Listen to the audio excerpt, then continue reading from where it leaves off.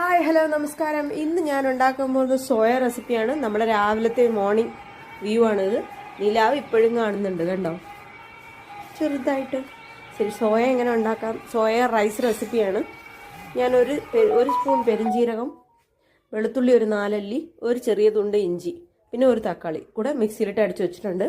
Soya ഇത്തിരി ചൂടുവെള്ളത്തിലിട്ട് അതിനെ നന്നായിട്ട് പിഴിഞ്ഞെടുത്തിട്ടുണ്ട്. എന്നിട്ട് ചെറിയ ഇത്തിരി എണ്ണ ഒഴിച്ച് അതിനെ ഫ്രൈ ചെയ്തെടുത്തിട്ടുണ്ട്, ഉപ്പിട്ടിട്ടുണ്ട് ആവശ്യത്തിന്. പിന്നെ വീണ്ടും നമുക്ക് പാനിൽ എണ്ണ ഒഴിച്ച് 1 സ്പൂൺ ജീരകവും ഇട്ട് വലിയ ഉള്ളിയിൽ ഒരു ചെറിയ സൈസുള്ള വലിയ ഉള്ളി ഒരെണ്ണം ചെറുതായിട്ട് അരിഞ്ഞത്, പിന്നെ ഒരു പച്ചമുളകും കൂടി ഇട്ടിട്ടുണ്ട്. നമ്മൾ തക്കാളിയും ഇഞ്ചിയും വെളുത്തുള്ളിയും പേസ്റ്റ് ആക്കിയത് ഇതിൻ്റെ കൂടെ ചേർക്കുന്നുണ്ട്. ഒരു 1/4 ഗ്ലാസ് വെള്ളം ഒഴിച്ചാൽ മതി. വെള്ളം ഒഴിച്ച് നന്നായിട്ട് തിളച്ചതിന് ശേഷം നമുക്കിതിൽ മസാലകൾ ചേർക്കാം. ഒരു 1/2 ടീസ്പൂൺ മഞ്ഞൾപ്പൊടിയും 1/2 ടീസ്പൂൺ ഗരം മസാലയും, പിന്നെ ചില്ലി ഫ്ലേക്സ് ഉണ്ടല്ലോ, അത് 1 ടീസ്പൂൺ. നിങ്ങളുടെ എരിവിനനുസരിച്ച് ഇടുക.